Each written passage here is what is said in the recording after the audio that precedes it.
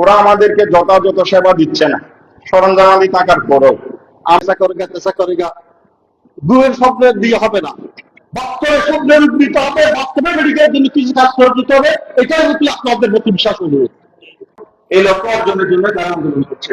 এগুলো কোনো ব্যক্তিগত এখান থেকে উদ্দেশ্য হাসিলের জন্য এই কাজগুলো করছে না।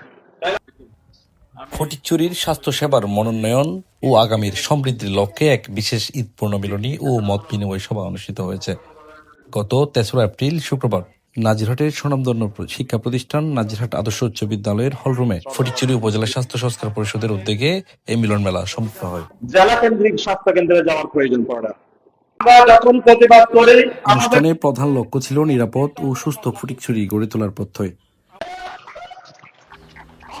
সবাই ফটিকছড়ি উপজেলা ও নাজিরহাট পৌরসভা সহ বিভিন্ন ইউনিয়নের বর্তমান ও সম্ভাব্য জনপ্রতিনিধিরা অংশ নেন।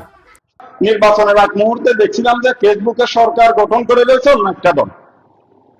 12 তারিখ নির্বাচন হওয়ার পর বিকেল বেলায় জানতে পারলাম যে বাংলাদেশ জাতীয়তাবাদী দল সরকার গঠন করছে। বক্তারা দলমত নির্বিশেষে এলাকার স্বাস্থ্য খাতের সংস্কার এবং সাধারণ মানুষের চিকিৎসা সেবা নিশ্চিত করার বিষয়ে গুরুত্বারোপ করেছেন। ফটিকছড়ি উপজেলা স্বাস্থ্য সংস্কার পরিষদের সভাপতি আইয়ুব আলী সুমনের সভাপতিত্বে সাধারণ সম্পাদক বেলাল হোসেন ও ইমতিয়াজ হোসেন সহ সংগঠনের সকল পর্যায়ের নেতৃবৃন্দের সার্বিক তত্ত্বাবধানে অনুষ্ঠানটি প্রাণবন্ত হয়ে ওঠে। পেশাজীবী সবাইকে এখানে সম্পৃক্ত করা হবে।